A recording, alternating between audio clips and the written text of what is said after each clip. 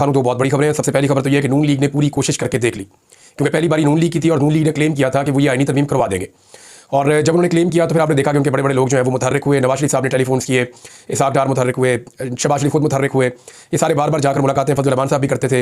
हर जगह पे इन्होंने कोशिश की, बंदे तोड़ने की कोशिश हुई, बंदे उठाए गए, 7 बंदे गायब भी हो गए। पाकिस्तान तहरीक इंसाफ के 7 टोटल बंदे गायब हुए थे। तो सारा कुछ करके देख लिया नून लीग ने, और पीपल्स पार्टी ने भी उनका हाथ पटाया, लेकिन आईनी तरमीम हो नहीं पाई। अब ये टास्क जो है वो पाकिस्तान पीपल्स पार्टी को मिला है और जरदारी साहब ने ये जिम्मेदारी उठाई है कि वो आईनी तरमीम करवा कर देंगे।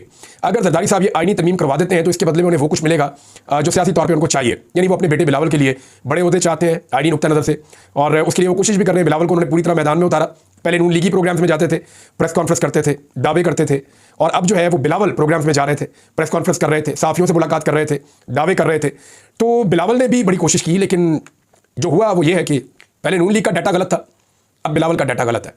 मैंने आपसे कहा था जब डाटा सामने आएगा तब पता चलेगा। बिलावल ने बार बार ये कहा कि आईनी अदालत इसलिए बननी चाहिए, यानी इंसानी हकूक पे तो वो बात ही नहीं करते थे, फौजी अदालतों पे बात ही नहीं करते थे।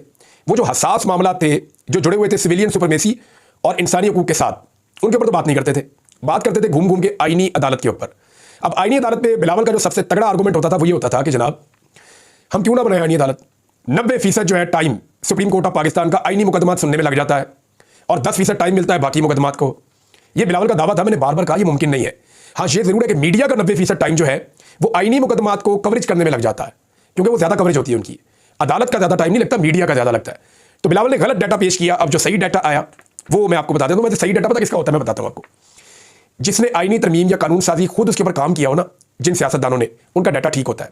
जिनको ये रेडीमेड मिली हो ना, बनी बनाई आईनी तरमीम उनके हवाले की गई हो, जैसे फार्म 47 पे बनी बनाई हुकूमत उनके हवाले की गई थी, तो फिर उनका डाटा ठीक नहीं होता, उनके आदाद शुमार गलत होते हैं। क्योंकि एक काम उन्होंने किया ही नहीं, सिर्फ लाकर उनके हाथ पे पकड़ा दिया गया। अब क्योंकि एक काम उन्होंने किया ही नहीं तो उन्हें उसके बारे में बेचारों को क्या पता है। बिलावल के ज़हन पे बिलावजा बोझ डाल रहे हैं। तो मामला यह है कि बिलावल का जो डाटा था वो गलत है। अभी फजल रहमान साहब की पार्टी ने जो एक आईनी तरमीम का मुसवदा बनाया है, जो पाकिस्तान तहरीक इंसाफ के साथ मुशावरत के साथ बनाया है, और वो पाकिस्तान तहरीक इंसाफ को प्रोवाइड किया गया, उसकी कुछ चीज़ें बाहर भी आई हैं। उस आईनी मुसवदे में उसके हवाले से कोई डाटा भी है। कामरान मुर्तज़ा साहब ने बताया कि जी सुप्रीम कोर्ट ऑफ पाकिस्तान में टोटल 200 मुकदमे हैं आईनी नौइयत के, यानी जो आईनी नौइयत के मुकदमात हैं वो 200 हैं और बाकी मुकदमात 60,000 हैं। तो 60,000 के मुकाबले में 200 का मतलब आप समझते हैं, आधा फीसद से भी कम। कहाँ बिलावल का 90%, कहाँ आदाद शुमार जो हकीकी है उनके मुताबिक आधा फीसद। तो बिलावल का जो नॉलेज आईनी अदालत और आईनी मुकदमात के हवाले से था वही नॉलेज उनका नजर आया बाकी मामलात में भी। और जब उनको जर्नलिस्ट मिले तो वहाँ वो बहुत बुरी तरह एक्सपोज हुए। अब टीवी टॉक शोज में तो एंकर थोड़ा सा उनको फ्री हैंड भी देते हैं, उनको बात करने भी देते हैं। दूसरा वो अपना विक्टिम कार्ड जो है वो अपनी जबान की नोक के ऊपर रखते हैं। एकदम जरा उन्हें कुछ पूछ लें तो वो सिंध की सियासत शुरू कर देते हैं, अपनी पुरानी शहादतों को गिनवाना शुरू कर देते हैं। वो ये नहीं बताते कि इस वक्त उनकी जमात पाकिस्तान में किस किस्म का जुल्म कर रही है और उसका हिस्सा बनी हुई है। अब इसकी वजह मकसद क्या देंगे, आपको समझना पड़ेगा कि एक आईनी तरमीम अगर सियासतदानों ने बनाई नहीं या उनको उसकी अलिफ का नहीं पता तो वो उसको पास क्यों करवाना चाहते हैं। 3 वजूहात है। पीडीएम की जो हुकूमत है उसके पास 3 वजूहात है आईनी तरमीम पास करवाने की। नंबर 1, इमरान खान को लंबे अरसे तक अंदर रखो। नंबर 2, जो जाली फार्म 47 है उनके ऊपर जो हुकूमत बनी हुई है उसको बचाओ ताकि धांधली ना पकड़ी जाए। नंबर 3 नंबर चीज़ ये है कि जो करप्शन के केसेस है उनसे जान छूटी रहे, वो दोबारा खुले ना। अब ये जो धांधली में पर्दा वाली बात है, ये तो ख्वाजा आसिफ ऑन एयर आगे टीवी पे कह रहे हैं कि जनाब हमें खतरा है कि अगर ये वाले चीफ जस्टिस ना रहे तो 26 अक्टूबर से हमारे मामला खुल जाएंगे और ये हल्के खुल जाएंगे। हल्के खुल गए तो हमारी धांधली पकड़ी जाएगी और लड़ाई किसी और नहज पे पहुंच जाएगी, और हम चाहते हैं कि ऐसा ना हो। राणा सनाउल्लाह साहब भी यही बातें कर रहे हैं। इसलिए बिलावल भी कहते हैं कि जनाब 25 से पहले सारा कुछ हो जाना चाहिए। अब जब मायूसी आई है तो बिलाखिर बिलावल ने भी अपने आप को पीछे हटाना शुरू कर दिया है और इससे भागना शुरू कर दिया आईनी तरमीम से। क्योंकि बिलावल ने जो स्टेटमेंट अब दिया है उससे अंदाजा होता है कि बिलावल कह रहे हैं ये तो हुकूमत का काम है, हुकूमत कर रही है और हुकूमत के ऊपर चीजें डाल रहे हैं। ये नहीं उन्होंने कहा कि हुकूमत 25 अक्टूबर से कबल आईनी तरमीम मंजूर करा लेगी, और उन्होंने कहा कि आईनी तरमीम के लिए टाइमलाइन का मसला नहीं है, हुकूमत जल्दी घबरा जाती है। बिलावल खुद हुकूमत है, लेकिन अब देखिए हुकूमत को डिसोन कर रहे हैं। हुकूमत बिलावल के वोटों के बगैर नहीं बनती, he is part of the government. लेकिन वो ये कह रहे हैं कि हुकूमत जल्दी घबरा जाती है, सियासत में जो डर गया वो मर गया। 25 अक्टूबर से कबल तरमीम मंजूर करा ली जाएगी क्योंकि अभी उन्होंने जिम्मेदारी ली हुई है। उन्होंने कहा इस बात से कोई फर्क नहीं पड़ता कि चीफ जस्टिस कौन होगा, ना ही तरमीम के लिए कोई डेडलाइन है। ताम इस बात को जरूर फर्क पड़ता है कि किसी भी चीफ जस्टिस का तर्ज अमल इफ्तिखार चौधरी जैसा नहीं होना चाहिए। वो इफ्तिखार चौधरी तो बहुत बेहतर थे। जो अभी हुआ पाकिस्तान में जो कुछ लोगों के साथ, इसका तो आप तसव्वुर भी नहीं कर सकते। बिलावल ने कहा कि मौलाना फजल रहमान आईनी अदालत और अदालती इस्लाहात से मुत्तफिक है, ताम तरमीम के मुसवदों पर मुशावरत जारी है। अब यहाँ पे भी बिलावल का नॉलेज कम है। मौलाना फजल रहमान साहब ने आईनी अदालत की बात नहीं की अपने मुसवदे में, उन्होंने बात की आईनी बेंच की कि आप सुप्रीम कोर्ट में जजेस की तादाद बढ़ा लें, लेकिन जो टॉप 5 जजेस हैं उनका एक मुस्तकिल बेंच बना देंगे। जब भी कोई आईनी नौइयत का मुकदमा आएगा तो ये जजेस सुन लिया करेंगे, और जूनियर जजेस को वो चीफ जस्टिस बनाने के हक में भी नहीं है। वो बहुत लंबा चौड़ा मामला है, वो मैंने आपको पिछले एक वीलॉग में बताया था कि एक्चुअली वो क्या चाह रहे हैं।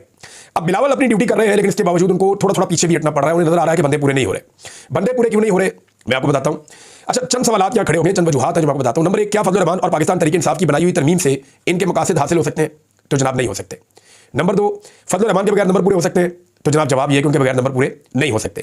फिर नंबर तीन ये कि अगर मखसूस नशिस्तें लेकर नंबर पूरे किए जाते हैं तो सेनेट के नंबर पूरे कैसे करेंगे? वो नंबर फिर सेनेट में पूरे नहीं हो सकते। और मखसूस नशिस्तें अगर ले ली तो एक नया आईनी बहरान पाकिस्तान में पैदा हो जाएगा, क्योंकि सुप्रीम कोर्ट के फुल बेंच का ये फैसला है और इससे ये भाग नहीं सकते। जस्टिस मंसूर अली शाह साहब जो आने वाले चीफ जस्टिस हैं, वो वाशगाफ अल्फाज में एक ही तकरीब में 5 मरतबा कह चुके हैं कि आपके पास कोई चॉइस नहीं है, आपको इस फैसले पर अमल दरामद करना पड़ेगा। सेनेट में बहुत मुश्किलात है। अब सेनेट में यह है कि पाकिस्तान तहरीक इंसाफ को अपने एक दो बंदों के ऊपर जो शक था, उनमें से एक बंदा तो चला गया पाकिस्तान से बाहर और एक बंदा पहुंच गया खैबर पख्तूनख्वा में प्रोटेक्शन के लिए कि जनाब मुझे यहां रखा जाए 25 तक और मैं किसी आईनी तरमीम में वोट नहीं डालूंगा जितना मर्जी मेरे पर दबाव आए। तो एमएनए उन्होंने अपने काबू कर लिए हैं, सेनेटर्स उन्होंने अपने काबू कर लिए हैं। एक आधे के अलावा कोई शक की गुंजाइश है नहीं। फजल रहमान साहब को अपने 2 सेनेटर्स पे शक है, लेकिन हुकूमत के अभी भी 6 सेनेटर्स कम है, तो ये कैसे पूरे करेंगे? तो ये बहुत मुश्किल है फजल रहमान साहब के बगैर। और फजल रहमान साहब का अपना एक आईनी तरमीम का मुसवदा मौजूद है और उसकी मौजूदगी में तो मुमकिन नहीं दिखाई दे रहा कि फजल रहमान साहब हुकूमती मुसवदे पे आईनी तरमीम करवाएं और हुकूमत फजल रहमान साहब के मुसवदे पे आईनी तरमीम करवाए। और दोनों में इतना जमीन आसमान का फर्क है, क्योंकि बीच का रास्ता भी उन दोनों में निकल ही नहीं सकता, पॉसिबल नहीं है। अब आ जाए नाज़रीन, एक और बड़ी खबर है और वो है पाकिस्तान तहरीक इंसाफ में एक बड़ा वाज़े एक दरार पैदा होगी, इख्तलाफ पैदा हो गया। दरार तो नहीं कह सकते, लेकिन इख्तलाफ राय पैदा हो गया है। और वो इख्तलाफ राय क्या है ये मैं आपको बताता हूँ। ये जो पश्तून तहफ़्फ़ुज़ मूवमेंट का या जो ये पश्तून कौमी जरगा होने जा रहा था, इस मामले में पाकिस्तान तहरीक इंसाफ का एक मौक़िफ़ था। तहरीक इंसाफ ने अपने बहुत सारे फोरम्स पे, अपने बहुत सारे हलकों में इसको एक मुस्बत चीज़ की तरह उजागर किया था कि ये एक अच्छी एक्टिविटी होने जा रही है। खुद भी अली अमीन गंडापुर साहब ने पहले एक जरगा बुलाया था और जहाँ जहाँ पे जरगे हो रहे थे इनके लोग जाकर पाकिस्तान तहरीक इंसाफ के शामिल होते थे। और इसी तरह जब एक ग्रैंड जरगे का माहौल बना जिसको खैबर में होना था, तो पाकिस्तान तहरीक इंसाफ उसको पॉजिटिवली देख रही थी। लेकिन जब अली अमीन गंडापुर साहब जो है वो गायब हुए और फिर वापस मंजर-ए-आम पे आए, तो उनका मौक़िफ़ इसके बाद बदला हुआ था। और उसका एक रीज़न ये भी था कि इस दौरान में हुकूमत पाकिस्तान ने अपने इख्तियारात को इस्तेमाल करते हुए पश्तून तहफ़्फ़ुज़ मूवमेंट के ऊपर पाबंदी लगा दी थी। अब मामला यह है कि ये प्रोग्राम क्या पश्तून तहफ़्फ़ुज़ मूवमेंट का है? तो वो लोग कहते हैं नहीं जी, हम भी इसका उसी तरह हिस्सा है जैसे पीटीआई, एएनपी, फजल रहमान और बाकी सारी सियासी जमातें हैं, जमात इस्लामी या बहुत सारे बशर, बहुत सारे जो है हमारे मलिक, बहुत सारे जो है वो एल्डर्स जो कबायली हैं, सरदार हैं, जैसे वो इसका हिस्सा है ऐसे ही हम भी इसका हिस्सा है। तो ये हमारा प्लेटफॉर्म के ऊपर नहीं हो रही, ये उनका ये कहना है बहरहाल। और यही बात जो है वो पाकिस्तान तहरीक इंसाफ भी कहती थी।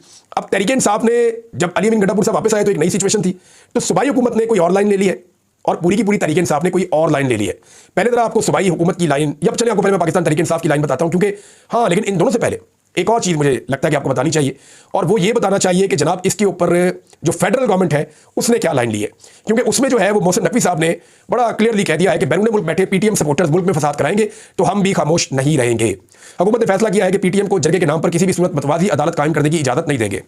पीटीएम के सपोर्टर यहां फसाद कराएंगे तो हम खामोश नहीं बैठेंगे। पीटीएम के जरगे के इनकाद पर कोई एतराज नहीं, ये पहले भी होता रहा है, मगर जरगा कबाइल के अमायदीन का होता है, इसमें हजारों की तादाद में लोगों को लाना जरगा नहीं होता, इसे कुछ और कहते हैं। उन्होंने कहा कि एक तरफ इसे जरगा और दूसरी तरफ इसे अदालत कहते हैं। ये हमारी हुकूमत का फैसला है, हम किसी भी सूरत में मुतवाज़ी अदालत की इजाज़त नहीं देंगे। फिर उन्होंने इस बात का भी जोर दिया कि जनाब इस पर जो सूबाई हुकूमत है या केपी हुकूमत है, हकूक़ की बात है तो मुज़ाकरात के लिए तैयार है, लेकिन उन्होंने कहा कि अगर जो वफाकी हुकूमत का फैसला है उसको सपोर्ट करना पड़ेगा खैबर पख्तूनख्वा हुकूमत को, और जो भी सूबाई हुकूमत है उसको सपोर्ट करना पड़ेगा। उन्होंने ये भी कहा। और साथ में उन्होंने अली अमीन गंडापुर साहब को भी 2-4 सुनाई। उन्होंने कहा कि पीटीआई की और अली अमीन गंडापुर की डी चौक पर आने और जलसा या एहतजाज करने की ख्वाहिश अधूरी रह गई, हमने उन्हें कामयाब नहीं होने दिया। अली अमीन गंडापुर का डी चौक आने का दावा अधूरा रह गया। ये जी मोहसिन नकवी साहब का था। अब आ रहे जी कि इसके ऊपर जो मौक़िफ़ है पाकिस्तान तहरीक इंसाफ का, पहले वो मौक़िफ़ आप देख लें, और ये ऑफिशियल मौक़िफ़ है। कासिम सूरी साहब, साबिक डिप्टी स्पीकर कौमी असम्बली, उन्होंने ये एलामिया अपने ट्विटर से जारी किया, मैं आपको पढ़ के सुना देता हूँ। उन्होंने कहा कि वफाकी हुकूमत की जानिब से पख्तून तहफ़्फ़ुज़ मूवमेंट को कलअदम करार दिए जाने की शदीद तरीन अल्फाज में मज़म्मत। वफाकी हुकूमत की जानिब से पख्तून तहफ़्फ़ुज़ मूवमेंट पर पाबंदी और खैबर पख्तूनख्वा में पख्तून जरगे के इनेकाद का मुख्तलिफ पहलुओं से जायज़ा लिया गया। पख्तून जरगे के खिलाफ रियासती ताकत के इस्तेमाल और इसके सूबे के इंतजामी और माशरती हालात पर असरात पर भी गौर किया गया। मुल्क में सियासी जमातों की तश्कील पर, पुरअमन सियासी सरगर्मियों के इनेकाद और अवाम की इनमें शिरकत पर आइन और कानून की मंशा पर भी गौर किया गया।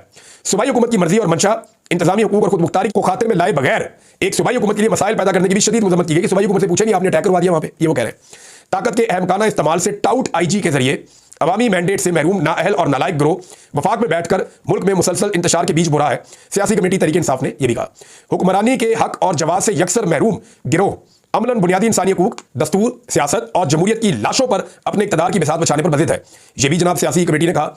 इसके बाद कहा जी कि बुनियादी सियासी समझबूझ और फैसला साजी की सलाहियत से महरूम टाउट वफाक में बैठकर बतौर वजीर दर मुहर्रम एक टाउट वजीर दाखिला मुसलसल सूबाई मामलात में मुदाखलत कर रहा है और सूबे को इंतशार की जानिब धकेलने की कोशिश कर रहा है।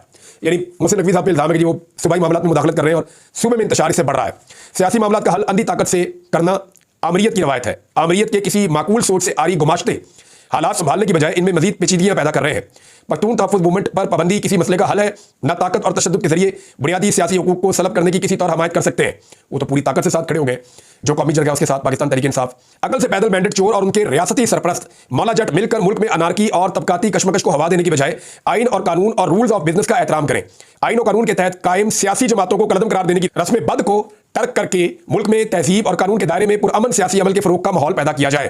खैबर पख्तूनख्वा के अवाम ने हुकूमत और फैसला साजी का मैंडेट तहरीक इंसाफ को सौंपा है। सूबाई हुकूमत किसी भी तखसीस और इम्तियाज के बगैर सूबे के अवाम के आईनी और कानूनी और जमहूरी हकूक के तहफ़्फ़ुज़ को और उनकी फलाह बहबूद को यकीनी बनाए। इंतजामी उमूर में गैर कानूनी और गैर मजाज मुदाखलत न सिर्फ ये कि कबूल ना की जाए बल्कि हरगिज़ इसकी इजाज़त ना दी जाए और इसके मुर्तकिब अनासर का कानून के तहत मुहासबा किया जाए। ये जी पाकिस्तान तहरीक इंसाफ का अगर आप ये सुने और इस पर गौर करें तो तहरीक इंसाफ तो पूरी ताकत के साथ खड़ी हो गई है पश्तून कौमी जरगे के साथ। वो तो कह रहे हैं इसको करवाओ। अब मुशीर इत्तलात खैबर पख्तूनख्वा के बैरिस्टर मोहम्मद अली सैफ, उन्होंने कहा कि चूंकि वफाकी हुकूमत ने इंसदाद दहशतगर्दी एक्ट के तहत पख्तून तहफ़्फ़ुज़ मूवमेंट को कलदम करार दे दिया है, इसलिए इसे किसी सियासी इज्तिमा या जलसे जुलूस की इजाज़त नहीं दी जा सकती। उन्होंने कहा कि वफाकी हुकूमत के नोटिफिकेशन के मुताबिक पीटीएम रियासत और आइन मुखालिफ सरगर्मियों में मुलव्वस है। उन्होंने मजीद कहा कि जिला खैबर में पीटीएम के इज्तिमा के ऐलान के बाद दफ़ा 144 नाफिज कर दी गई है। आज कलदम तंजीम ने इज्तिमा की कोशिश की जिस पर पुलिस से तसादुम और नाखुशगवार वाक़यात पेश आए। उन्होंने कहा कि वज़ीर आला खैबर पख्तूनख्वा ने फौरी तौर पर जिला खैबर के मुंतखब अरकान उनको बुलाया और उनकी हिदायत पर कबायली अमायदीन और फरीकैन से मसले के पुरअमन हल के लिए राबते किए हैं। अब वो ये कह रहे हैं कि एक तरफ तो वज़ीर आला कह रहे हैं जी कि ये कलदम तंजीम है और खैबर पख्तूनख्वा की गवर्नमेंट ये कह रही है, उनके तर्जुमान, कि इसको हम काम नहीं करने देंगे। दूसरी तरफ वो इन्हीं से मुज़ाकरात करने के लिए अपने पास बुलाना भी चाह रहे हैं।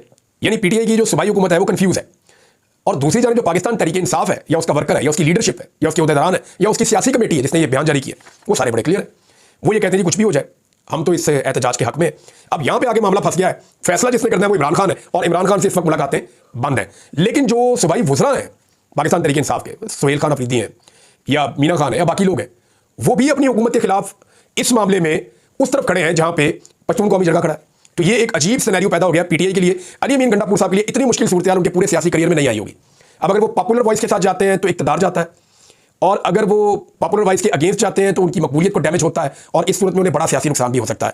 देखते हैं इसमें से और क्या निकलता है। तब तक के लिए अपना ख्याल रखिएगा। अपने चैनल का भी अल्लाह हाफ़िज़।